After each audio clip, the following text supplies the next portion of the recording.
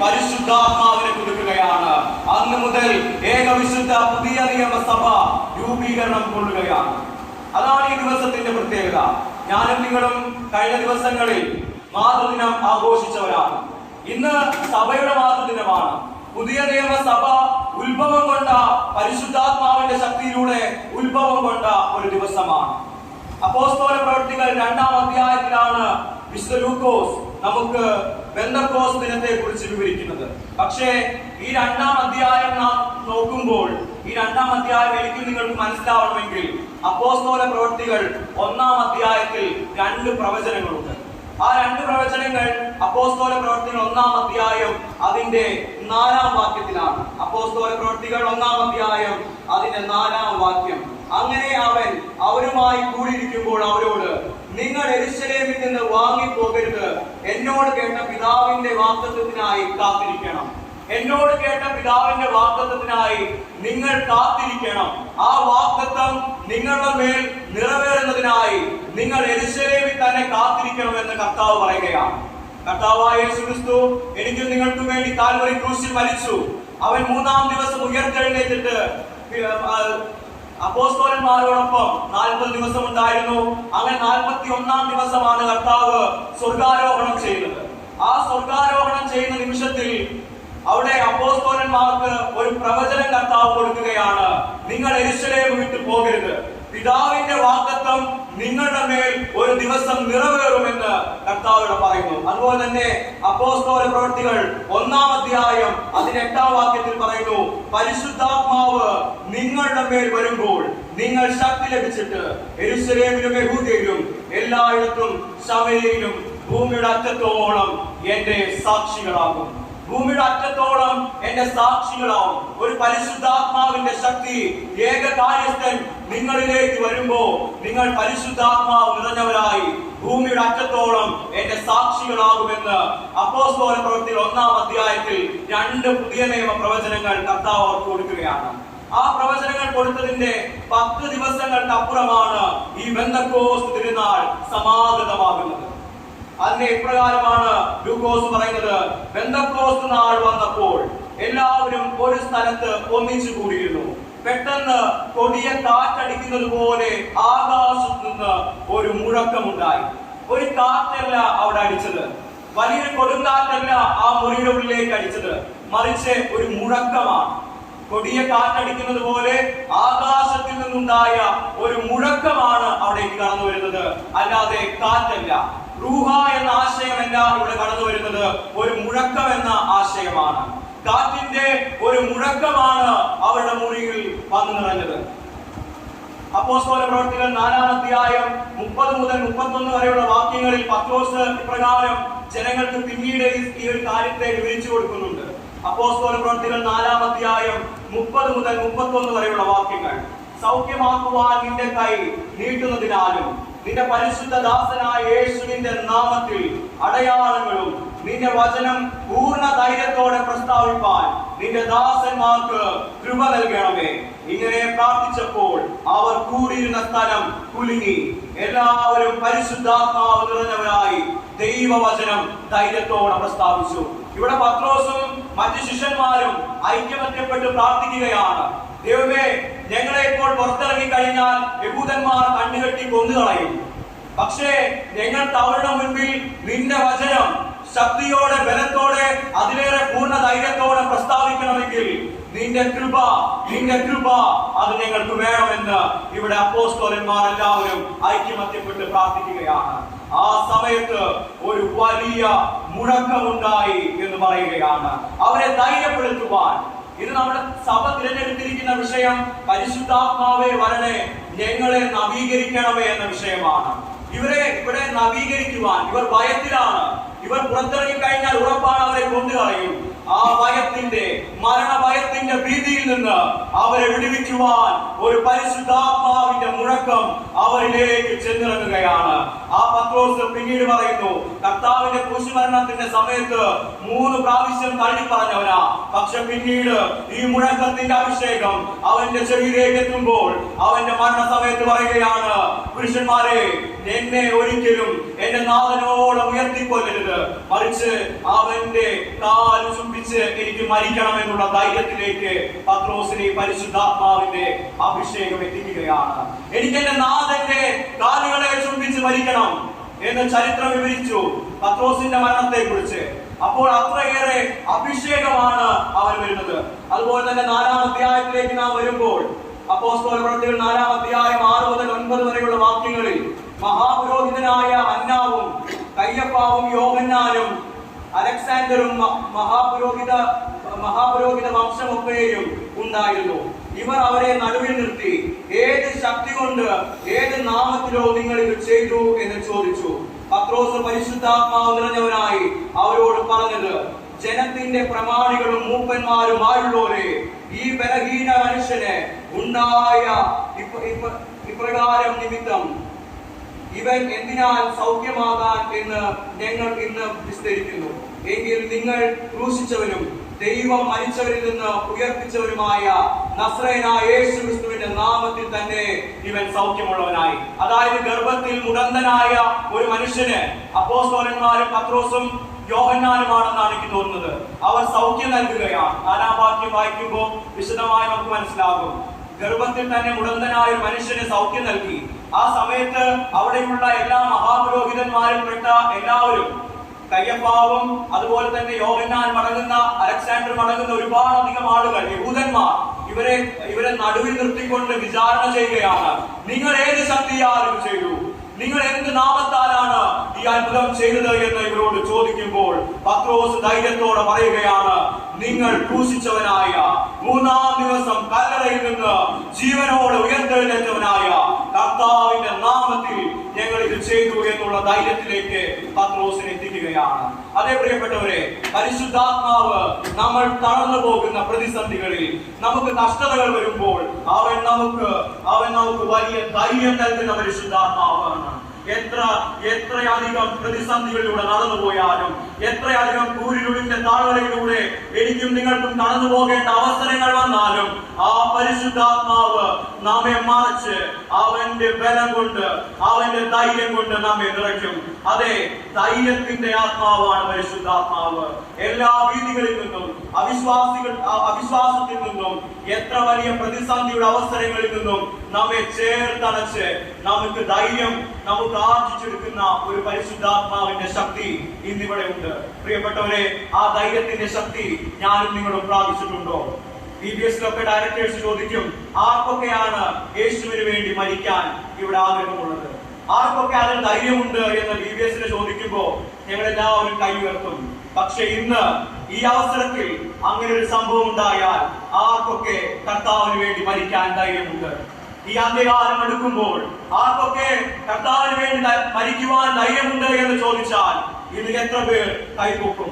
പ്രിയപ്പെട്ടവരെ, അങ്ങനെയുള്ള ഒരു ധൈര്യത്തിലേക്ക് നമ്മെ നയിക്കുന്ന ഒരു പരിശുദ്ധാത്മാവിന്റെ ശക്തി, അവൻ ധൈര്യത്തിന്റെ ആത്മാവാണ്. പിന്നീട് നാം അപ്പോസ്തല പ്രവൃത്തികൾ 2-ാം അധ്യായത്തിലേക്ക് കടന്നു വരുമ്പോൾ അവിടെ പറയുന്നു, അഗ്നിജ്വാല പോലെ പിളർന്നിരിക്കുന്ന നാവുകൾ അവർക്ക് പ്രത്യക്ഷമായി, അവരിൽ ഓരോരുത്തരുടെ പേരും പതിഞ്ഞു. എല്ലാവരും പരിശുദ്ധാത്മാവ് നിറഞ്ഞവരായി. ഇവിടെ അഗ്നിജ്വാല പോലെ എന്ന് പറയുന്നു. വിശുദ്ധ വേദപുസ്തകം ഞാനും നിങ്ങളും പരിശോധിക്കുമ്പോൾ ഒരുപാട് അഗ്നിജ്വാലയെ കുറിച്ച് പറയുന്നുണ്ട്. ഉദാഹരണത്തിന് ന്യായവിധിയുടെ അഗ്നിജ്വാലയുണ്ട്, പരിശോധനയുടെ അഗ്നിജ്വാലയുണ്ട്. പക്ഷെ ഇതിലേതാണ് ഇവിടെ നടക്കുന്നത്? ഇത് ന്യായവിധിയുടെ അഗ്നിജ്വാലയാണോ? ഇത് പരിശോധനയുടെ അഗ്നിജ്വാലയാണോ? അല്ല, ഒരിക്കലുമല്ല. ന്യായവിധിയുടെ അഗ്നിജ്വാലയ്ക്ക് ഉദാഹരണം വേണമെങ്കിൽ മലാക്കിയുടെ പ്രവചനം 4-ാം അധ്യായം അതിന്റെ 1-ാം വാക്യം, ചൂട പോലെ കത്തുന്ന ഒരു ദിവസം വരും, അപ്പോൾ അഹങ്കാരികളൊക്കെയും സകല ദുഷ്പ്രവർത്തിക്കാരും താളടിയാകും. ഇത് ജഡ്ജ്മെന്റ് ഫയർ ആണ്. അതായത് അവസാന കാലത്തെ അല്ലെങ്കിൽ ന്യായവിധിയുടെ അഗ്നിയായി വിശുദ്ധ വേദപുസ്തകം പഠിപ്പിക്കുന്നു. പക്ഷേ ഇവിടെ ശിഷ്യന്മാരിലേക്ക് കടന്നു വന്നത് ന്യായവിധിയുടെ അഗ്നിയല്ല, മറിച്ച് മത്തായിയുടെ സുവിശേഷം 3-ാം അധ്യായം 11-ാം വാക്യത്തിൽ നമ്മുടെ യോഹന്നാൻ, സ്നാപക യോഹന്നാൻ പറയുന്നു, എന്റെ പിന്നാലെ വരുന്നവൻ എന്നേക്കാൾ യോഗ്യൻ, അവന്റെ ചെരുപ്പിന്റെ വാറയപ്പാൻ ഞാൻ യോഗ്യനല്ല, അവൻ നിങ്ങളെ പരിശുദ്ധാത്മാവിലും തീയിലും സ്നാനപ്പെടുത്തും. പക്ഷേ ഇവിടെ തീയെ ഉദ്ദേശിക്കുന്നത് സ്നാനത്തിന്റെ തീയുമല്ല. ഇവിടെ പതിഞ്ഞിരിക്കുന്ന അഗ്നി ഏതാണ്? ഇവിടെ ശിഷ്യന്മാർക്ക് ചുറ്റും അഗ്നിനാവുകൾ ഇങ്ങനെ പടർന്നു പിടിക്കുകയാണ്. ഇത് ഏത് അഗ്നിയാണ്? നമുക്ക് കുറച്ചെങ്കിലും ഹിന്ദി തരുന്നത് യിരെമ്യാ പ്രവാചകന്റെ പുസ്തകം 5-ാം അധ്യായം അതിന്റെ 14-ാം വാക്യമാണ്. അതിൽ യിരെമ്യാവ് പ്രകാരം പറയുന്നു, ഞങ്ങളുടെ ദൈവമായ യഹോവ ഇപ്രകാരം അരുളി ചെയ്യുന്നു, ഇതാ ഞാൻ നിന്റെ നാവിൽ എന്റെ വചനങ്ങളെ തീയായും ഈ ജനത്തെ വിറകായും ആക്കും.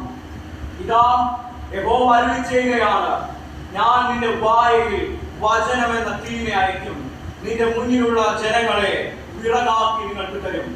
പ്രിയപ്പെട്ടവരെ, യിരെമ്യാവ് ഒരു ഉപമ നമ്മളോട് പറയുകയാണ്. നിന്റെ വായിൽ തീ തരുന്ന ഒരു അവസരം ഉണ്ടാകും. യഹോവയുടെ അരുളിപ്പാടാണ്. അത്തരത്തിലുള്ള ഒരു തീയല്ലേ ഇവിടെ പതിഞ്ഞത്? അഗ്നിജ്വാല പോലെ കിടന്നിരിക്കുന്ന നാവുകൾ, അതാണ് ഇവിടെ പതിഞ്ഞിരിക്കുന്നത്. പക്ഷേ അത് വചനത്തിന്റെ അഗ്നിയാണോ എന്ന് ചോദിച്ചാൽ അതുമല്ല. കാരണം ഇത് പരിശുദ്ധാത്മാവിന്റെ അഭിഷേകമാണ്. ഇന്ന് ഞാനും നിങ്ങളും ദേവാലയത്തിലേക്ക് വന്നപ്പോ ചുവപ്പ് വിരിപ്പ് കൊണ്ടാണ് നമ്മുടെ അൾത്താരകളും എല്ലാ ഭാഗങ്ങളും അലങ്കരിച്ചിരിക്കുന്നത്. ഈ ചുവപ്പ് അഗ്നിജ്വാലയെ, ജ്വലിക്കുന്ന അഗ്നിജ്വാലയാണ് സഭ നമ്മെ പഠിപ്പിക്കുന്നത്, അല്ലെങ്കിൽ വരച്ചു കാണിക്കുന്നത്. പക്ഷെ ഇവിടെ കടന്നു വന്നത് നമ്മുടെ സുവിശേഷത്തിന്റെ അഗ്നിയാണ് എന്ന് ചോദിച്ചാൽ ശരിയാണ്, പക്ഷെ തെറ്റാണോ എന്ന് ചോദിച്ചാൽ അത് തെറ്റാണ്. പക്ഷെ ഇവിടെ കടന്നു വന്നത് എന്തഗ്നിയാണ്? എനിക്ക് പറയാൻ ഇഷ്ടം, പഴയ നിയമകാലത്ത് യാഗപീഠങ്ങളുണ്ട്. ഒരു മനുഷ്യൻ അല്ലെങ്കിൽ ഒരു വ്യക്തി പഴയ നിയമകാലത്ത് യാഗം കഴിക്കുകയാണെങ്കിൽ ആ യാഗം പൂർത്തീകരിക്കണമെങ്കിൽ ആ യാഗപീഠത്തിന്മേൽ അഗ്നി ജ്വലിക്കണം. ഒരു യാഗം പഴയ നിയമകാലത്ത് പൂർത്തിയാവണമെങ്കിൽ ആ യാഗപീഠത്തിന്മേൽ അഗ്നി ജ്വലിക്കണം. അതുപോലെ ക്രിസ്തു എന്ന മഹാപുരോഹിതൻ എനിക്കും നിങ്ങൾക്കും വേണ്ടി പാപത്തിന്റെ പരമയാഗമായി മാറി. ആ പരമയാഗമായി മാറിയ ക്രിസ്തുവിന്റെ പൂർണ്ണതയാണ് ഈ അഗ്നി എന്ന് പറയുവാൻ ഞാൻ ആഗ്രഹിക്കുകയാണ്. ആ യാഗം ഇവിടെ ഈ പരിശുദ്ധാത്മാവ് അവരിലേക്ക് വരുന്നതോടുകൂടി നിവർത്തിയാകുന്നു. ക്രിസ്തു എന്ന പരമയാഗം, അതേ ഉയർത്തെഴുന്നേൽപ്പിന്റെ കഷ്ടാനുഭവ ആഴ്ചകളിൽ നിന്ന് നാം തുടങ്ങിയ ആ ക്രിസ്തു എന്ന മഹാപുരോഹിതന്റെ, മനുഷ്യവർഗത്തിന്റെ പാപങ്ങൾക്ക് വേണ്ടി മരിച്ച യേശുവിന്റെ ആ യാഗം ഇതാ ഇവിടെ തീ ജ്വലിച്ച് അവസാനമാവുകയാണ്. പിതാവായ ദൈവം ക്രൂശിൽ കർത്താവിനെ കൊടുത്തുവെങ്കിൽ പിതാവായ ദൈവം സ്നേഹത്തിന്റെ അടയാളമായി ക്രിസ്തുവിനെ ലോകത്തിലേക്ക് കൊടുത്തു. അവൻ നമ്മുടെ പാപങ്ങൾക്ക് വേണ്ടി കാൽവരി ക്രൂശിൽ മരിച്ചു. ആ മരിച്ചതിന്റെ പരമയാഗം ഇന്ന് പെന്തക്കോസ്ത് നാളിൽ ശിഷ്യന്മാരുടെ ചുറ്റും അഗ്നി ജ്വലിച്ച് ആ യാഗപീഠത്തിന്മേൽ ആ യാഗം പൂർത്തിയാവുകയാണ്. ഈ യാഗം പൂർത്തിയായ സമയത്ത് നാം ആ കർത്താവിന്റെ പരിശുദ്ധാത്മാവിനെ, ആ ദൈവത്തിന്റെ ആത്മാവിനെ ഞാനും നിങ്ങളും പ്രാപിച്ചിട്ടുണ്ടോ? ഞാനും നിങ്ങൾ ഒരുപാട് ദിവസം നോമ്പുകൾ എടുത്തവരാണ്. പക്ഷേ ആ നോമ്പ്, അതുപോലെ തന്നെ കഷ്ടാനുഭവ ആഴ്ച, നാം ഇവിടെ ദുഃഖവെള്ളിയാഴ്ച കടന്നു വന്നിരുന്നു. ഉയർപ്പിൽ നാം ആഘോഷിച്ചു. ഇപ്പോൾ രണ്ടാമത്തെ വരവിന് വേണ്ടി നമ്മൾ കാത്തിരിക്കുന്നു.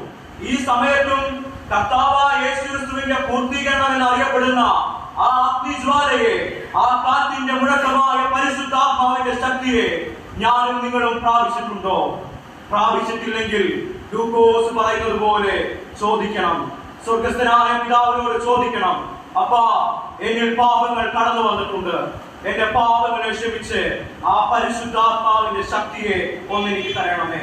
പരിശുദ്ധാത്മാവ് ആരാണ്? ആരാണ് ഈ പരിശുദ്ധാത്മാവ്?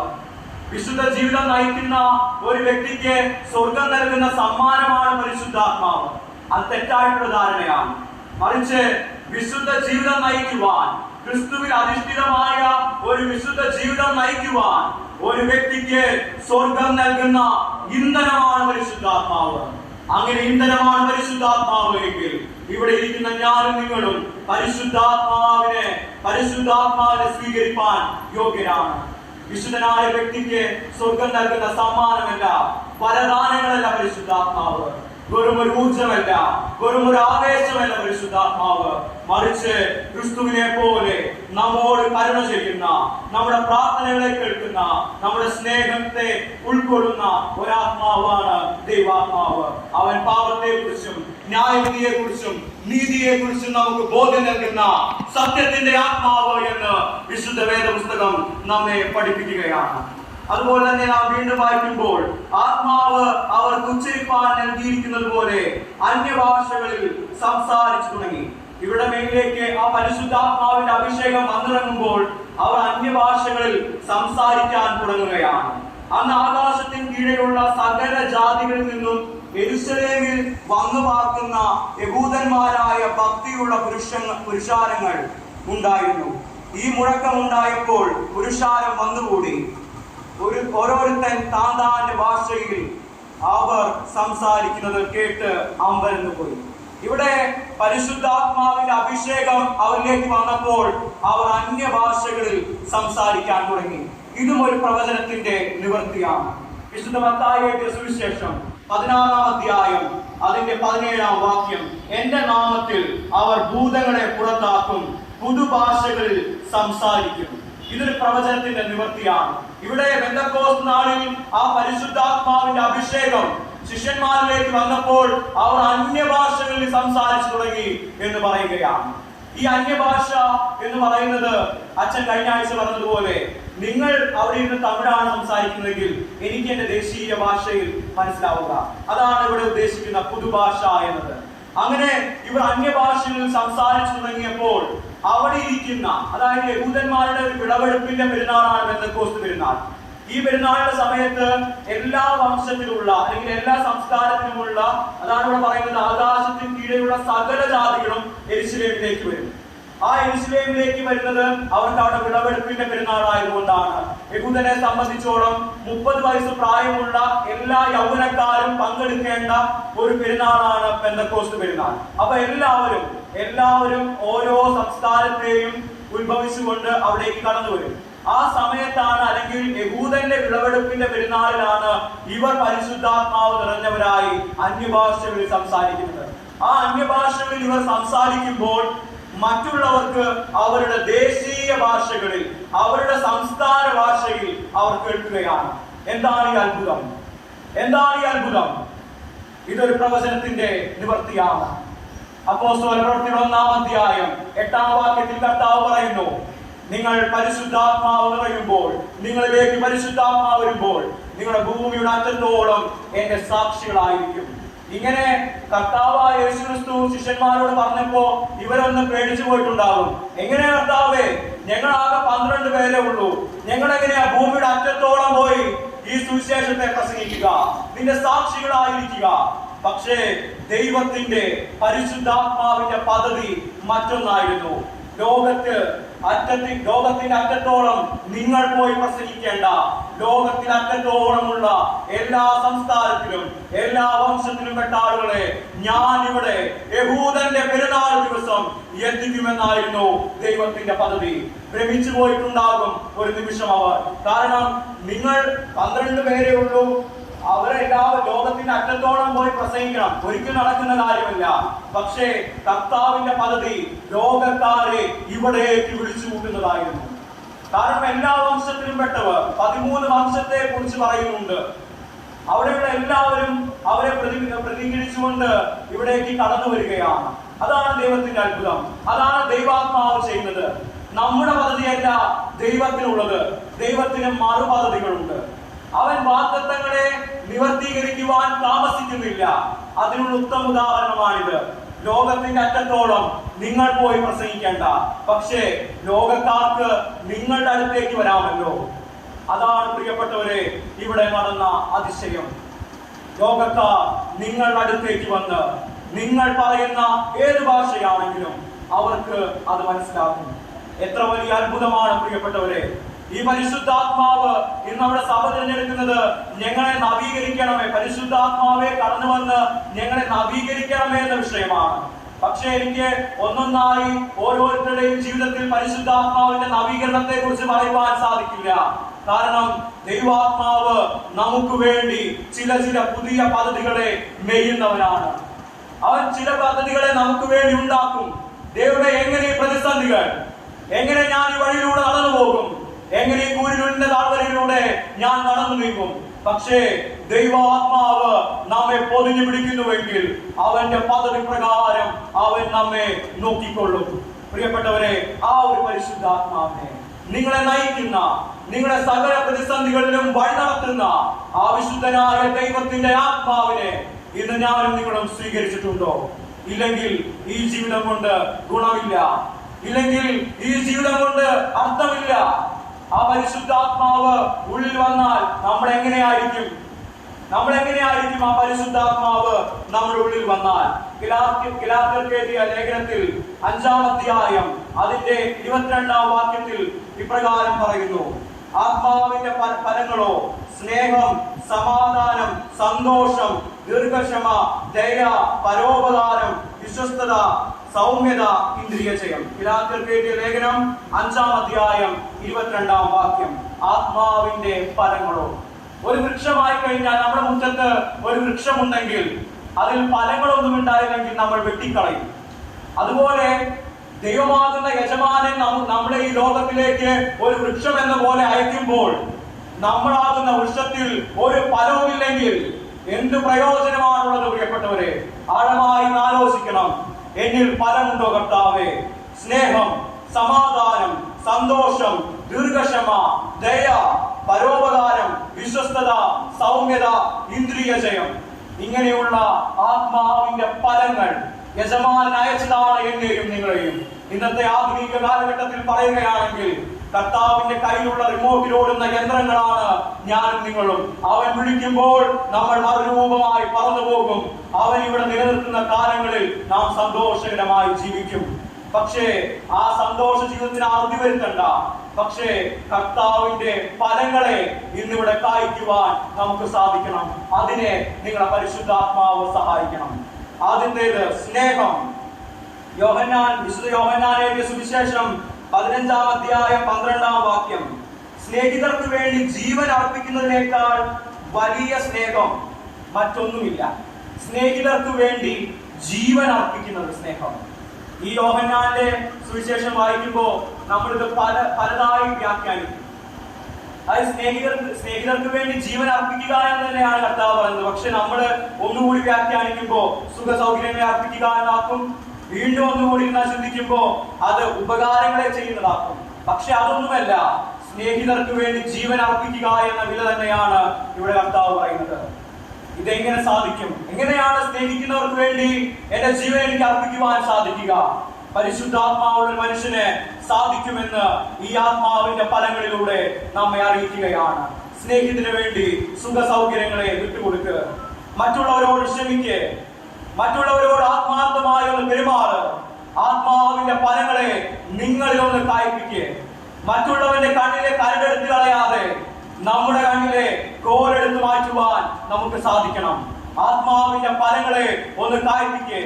ആ പ്രതിഫലത്തെ ഈ ലോകത്തിനൊന്ന് കാണിച്ചു കൊടുക്ക്. സ്നേഹിതർക്ക് വേണ്ടി സുഖ സൗകര്യങ്ങളെ കൊടുക്കുന്ന, സ്വന്തം സഹോദരന് വേണ്ടി ജീവൻ പരിചരിക്കുന്ന ആ ഒരു രീതിയിലേക്ക് നിങ്ങൾ മാറണം. അതാണ് ആത്മാവിന്റെ പദങ്ങൾ. അതാണ് പരിശുദ്ധാത്മാവിന്റെ നവീകരണം. പരിശുദ്ധാത്മാവില്ലാത്തവരൊരിക്കലും സഹോദരനെ സ്നേഹിക്കുവാനോ കൂട്ടുകാരനോട് ക്ഷമിക്കുവാനോ സാധിക്കുകയില്ല എന്ന് വിശുദ്ധ വേദ പുസ്തകം പഠിപ്പിക്കുകയാണ്. വീണ്ടും ഇവിടെ പറയുന്നു സന്തോഷം. ഫിലിപ്പിയർക്ക് എഴുതിയ ലേഖനം 4-ാം അധ്യായം 4-ാം വാക്യത്തിൽ പറയുന്നു, സന്തോഷിപ്പിൻ, സന്തോഷിപ്പിൻ, നിങ്ങളുടെ ദുഃഖങ്ങളിലും സന്തോഷിപ്പിൻ, കഷ്ടതകളിലും സന്തോഷിപ്പിൻ എന്ന് പൗലോസ് പഠിപ്പിക്കുകയാണ്. നമ്മൾ പൗലോസിനോട് തിരിച്ചു ചോദിക്കണം, പൗലോസെ, നീ കഷ്ടതകളെയൊക്കെ സന്തോഷിക്കുന്നുണ്ടോ? പൗലോസ് പറയും, ഞാൻ അങ്ങനെ ചെയ്തുകൊണ്ടാണ് നിങ്ങളോട് പറയുന്നത്. കാരണം പൗലോസ് കാലാഗ്രഹത്തിന്റെ ഉള്ളിൽ നിന്ന് കർത്താവിന്റെ കഷ്ടതകൾ ഏൽക്കുകയാണ്. ആ സമയത്താണ് പൗലോസ് പറയുന്നത്, സന്തോഷിപ്പിൻ, കർത്താവിൽ സന്തോഷിപ്പിൻ. ആ സന്തോഷം നമുക്കുണ്ടോ? എത്ര ദുഃഖങ്ങൾ വന്നാലും നമ്മൾ കർത്താവിനെ കുറ്റപ്പെടുത്തുക എന്നല്ലാതെ ആ കർത്താവിനോട് കൂടെ എന്റെ ദുഃഖങ്ങൾ എനിക്കൊരു ദിവസം കർത്താവ് വലിയവ ചെയ്യും, കർത്താവിന്റെ ജീവിതത്തിൽ ഒരു ദിവസം അവന്റെ ദൈവപ്രവൃത്തി എന്റെ മേൽ കൊണ്ടുവന്നിടും എന്ന വിശ്വാസത്തോടെ ആ കഷ്ടതകളിൽ നമുക്ക് സന്തോഷിക്കുവാൻ സാധിക്കണം. അതാണ് രണ്ടാമത്തെ ആത്മാവിന്റെ ഫലം. മൂന്നാമതായി സമാധാനം. ഈ പ്രഭാഷണത്തിൽ കർത്താവ് ആമുഖത്തിൽ തന്നെ പറയുന്നു. മത്തായി എഴുതിയ സുവിശേഷം 5-ാം അധ്യായം 9-ാം വാക്യത്തിൽ കർത്താവ് പറയുന്നു, സമാധാനമുള്ള മനുഷ്യൻ ഭാഗ്യവാൻ, അവൻ ദൈവത്തിന്റെ പുത്രൻ എന്ന പേർ പ്രാപിക്കും. ഞാനും നിങ്ങളും ദൈവത്തിന്റെ പുത്രനാകണമെങ്കിൽ, ദൈവത്തിന്റെ മക്കളാകണമെങ്കിൽ, കർത്താവ് നമുക്ക് പിതാവാകണമെങ്കിൽ, സംഗീതകാരൻ പറയുന്നു, അപ്പന് മക്കളിൽ കൃപ തോന്നുന്നത് പോലെ തന്റെ ഭക്തന്മാരോട് യഹോവയ്ക്ക് കൃപ തോന്നും. അങ്ങനെ നമ്മൾ മക്കളാകണമെങ്കിൽ നമ്മൾ സമാധാന പുത്രന്മാരായി മാറണം. നമ്മൾ വീടിനുള്ളിൽ, നമ്മുടെ സമൂഹത്തിനുള്ളിൽ ആത്മാവിന്റെ ഫലം കായ്ക്കുന്ന സമാധാന പുത്രന്മാരാവാറുണ്ടോ? സമാധാനം നമുക്കില്ലെങ്കിൽ നാം ദൈവത്തിന്റെ പുത്രന്മാരല്ല. പിന്നീട് ദീർഘക്ഷമ, ദയ, പരോപകാരം, വിശ്വസ്തത, മറ്റുള്ളവരെ വിശ്വസ്തനായിരിക്കണം. ഇവിടെ വെളിപാട് നാം വായിക്കുമ്പോൾ 1-ാം അധ്യായം 1-ാം വാക്യത്തിൽ അപ്പോസ്തലനായ യോഹന്നാൻ 2 പ്രാവശ്യം ദാസൻ എന്ന ഒരു പദം ഉപയോഗിക്കുന്നുണ്ട്. 2 പ്രാവശ്യം ഒരേ വാക്യത്തിൽ ദാസൻ എന്ന് പറയുന്നു. അതിന് ഗ്രീക്കിൽ ഡൂളോ എന്നാണ് പറയുന്നത്. ഡൂളോ എന്ന ഗ്രീക്ക് പദത്തിന്റെ അർത്ഥം ദാസൻ എന്നാണ്.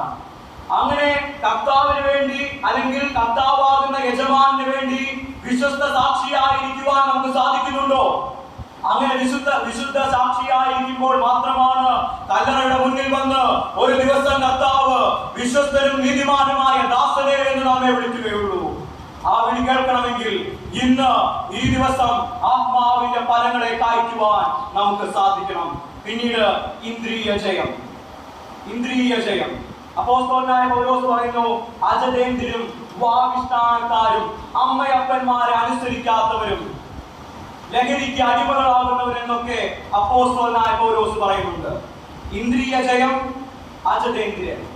അതായത് സ്വന്തം ഇന്ദ്രിയങ്ങളെ, സ്വന്തം അവയവത്തിലുള്ള ഇന്ദ്രിയ ജയങ്ങളെ ജയിക്കാൻ നമുക്ക് സാധിക്കുന്നില്ല. നമ്മളവിടെ തോറ്റുപോവുകയാണ്. ലോകത്തിൽ ഉത്സവങ്ങൾ കാണുമ്പോൾ അത് നല്ലതാണെന്ന് കണ്ണു പറയുന്നു, മറ്റുള്ളത് കേൾക്കുമ്പോൾ കാതു പറയുന്നു അതാണ് ഏറ്റവും നല്ലത്. പക്ഷേ അതെല്ലാം എന്റെ ക്രിസ്തുവിലെ പാപമാണ് എന്ന് വിചാരിച്ച് നമുക്ക് നമ്മുടെ ഇന്ദ്രിയങ്ങളെ ജയിക്കുവാൻ സാധിക്കുന്നുണ്ടോ? പരിശുദ്ധാത്മാവ് നമ്മളിൽ ഉണ്ടെങ്കിൽ പലതിനെയൊക്കെ ജയിക്കുവാൻ നമുക്ക് സാധിക്കും. നമുക്ക് പലതിനെയൊക്കെ വെറുക്കാൻ സാധിക്കും. ലഹരിയിലേക്ക് അടിമകളായി പോകുമ്പോൾ നമ്മൾ ഇന്ദ്രിയ ജയമെടുത്തുവെങ്കിൽ നമുക്ക് ആ ലഹരിയുടെ ആസക്തികളെ മാറ്റുവാൻ സാധിക്കും. ആ ദൈവാത്മാവ്, നിങ്ങളെ പഠിപ്പിക്കുന്ന ആ സത്യത്തിന്റെ ആത്മാവ് ഇന്ന് നിങ്ങളിൽ ഉണ്ടോ? അതാണ് പെന്തക്കോസ്ത് ദിവസം നമ്മളോട് ചോദിക്കുന്ന ചോദ്യം. ഞാൻ എന്റെ ചെറിയ സന്ദേശം നിർത്തുവാൻ ആഗ്രഹിക്കുന്നു. ചെറുതല്ല, വലുതായി മാറി. എങ്കിലും ഞാൻ എന്റെ പ്രവചനം നിർത്തുവാൻ ആഗ്രഹിക്കുന്നു. ഇന്നോളം നാം പരിശുദ്ധാത്മാവിനെ സ്വീകരിച്ചിട്ടില്ലെങ്കിൽ ലൂക്കോസ് നമ്മളോട് 11-ാം അധ്യായം അതിന്റെ 12 മുതലുള്ള വാക്യത്തിൽ നമ്മളോട് പറയുകയാണ്, നിങ്ങൾക്ക് പരിശുദ്ധാത്മാവില്ലെങ്കിൽ, നിങ്ങൾ പരിശുദ്ധാത്മാവിൽ കുറഞ്ഞവരാണെങ്കിൽ അതേ സ്വർഗസ്ഥനായ പിതാവിനോട് നിങ്ങൾ ചോദിക്കണം. ദോഷികളായ നിങ്ങളുടെ മക്കൾക്ക് നല്ല ദാനങ്ങളെ പ്രദാനം ചെയ്യുമെങ്കിൽ സ്വർഗസ്ഥനായ പിതാവ് എത്രയധികം പരിശുദ്ധാത്മാവിനെ നൽകും. ഇന്ന് നമ്മുടെ സഭ തിരഞ്ഞെടുത്തിരിക്കുന്ന വിഷയം പരിശുദ്ധാത്മാവേ വരണേ, ഞങ്ങളെ നവീകരിക്കണമേ. ആ പ്രാർത്ഥനയോടെ നമുക്കായിരിക്കാം. പരിശുദ്ധാത്മാവേ വരണേ, ഞങ്ങളെ നവീകരിക്കണമേ. ആ ആത്മാവിന്റെ ഫലങ്ങളെ ഞങ്ങളെ ഒന്ന് കായ്പിക്കണമേ. യജമാനൻ നോക്കുമ്പോൾ ഞങ്ങൾ പ്രതിഫലമില്ലാത്തവരല്ല, പ്രതിഫലമുള്ളവരായി നിന്റെ സന്നിധിയിൽ ആരാധിക്കുവാൻ ഞങ്ങൾക്ക് കൃപ നൽകണമേ. നിന്റെ ആത്മീയ വരങ്ങളെ ഞങ്ങൾക്ക് നൽകണമേ. ഒന്ന് പ്രാർത്ഥിക്കണം. പ്രിയപ്പെട്ടവരെ, നമ്മൾ ഈ പ്രസംഗത്തിന് മുൻപ് ഒരു പാട്ട് പാടി, ആ ശിഷ്യമാരി ഉണ്ടാകും. അതിനുശേഷം വരുന്നു വൻമഴ വേണം കർത്താവ്. ആ ശിഷ്യമാരി കർത്താവ് പെയ്യിപ്പിക്കും.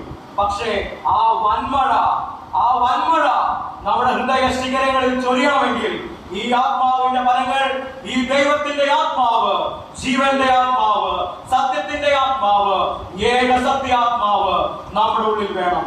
ഈ പെന്തക്കോസ്ത് ദിനം ആവർത്തിച്ച് ചോദിക്കുകയാണ്, നിന്റെ യജമാനന്റെ മുൻപിൽ നീ ഫലമുള്ളവനാണോ? അത് ആ ചോദ്യത്തിന് ഉത്തരം കൊടുക്കുവാൻ നമുക്ക് സാധിക്കണം. ആർക്കെങ്കിലും ഇന്ന് പരിശുദ്ധാത്മാവില്ല എന്നുണ്ടെങ്കിൽ ലൂക്കോസ് പറയുന്നു, സ്വർഗസ്ഥനായ പിതാവിനോട് ചോദിക്കാം. കർത്താവ് ഞാൻ പാപങ്ങൾ ചെയ്തു, ലഹരിക്ക് അടിമപ്പെട്ടു പോയി, ലോകത്തിന്റെ പിന്നാലെ പോയി. പക്ഷേ ദൂർത്തുപുത്രനെ കെട്ടിപ്പിടിച്ച ഒരപ്പൻ നമുക്ക് സ്വർഗത്തിലുണ്ട്. ആ അപ്പൻ ഇത് നമ്മെ വിളിക്കുന്നു.